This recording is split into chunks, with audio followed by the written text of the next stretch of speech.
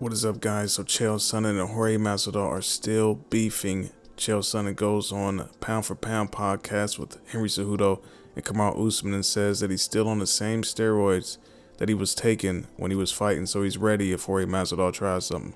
If I saw Jorge Masvidal, he probably had 3-4 buddies with him. I'm alone.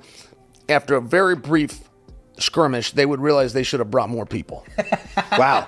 That is a very, very bad call. I mean, there's guys if you guys were to discuss this with me out of the room, you were aware I will whip Jorge Masvidal. Like, you guys don't say with Chael, I got a little old and I don't think he's on the same steroids. I am on the same steroids. I will whip his ass. There's a reason they weigh people in. I will whip his ass. There is not a long-haired man walking the planet that Chael P has to worry about. Keep that in mind. And to piggyback off of that, Nate Diaz versus Jorge Masvidal in boxing Saturday, June 1st. It won't be in the octagon. This is the second time that they're facing each other.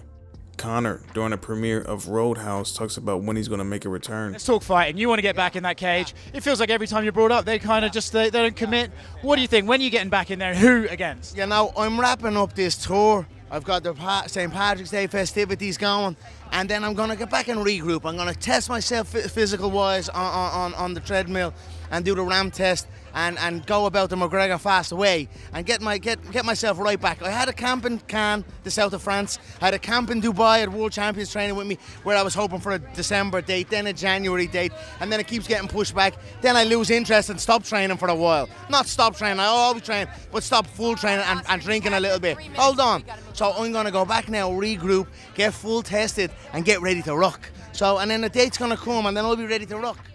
Conor's got 2 more fights left on his contract. He sounds like he wants to go back to the UFC once those are finished, according to some articles.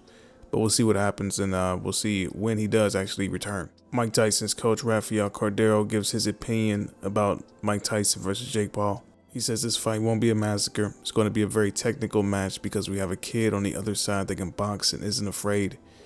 Mike has such heavy hands, and it will be impossible not to touch Jake.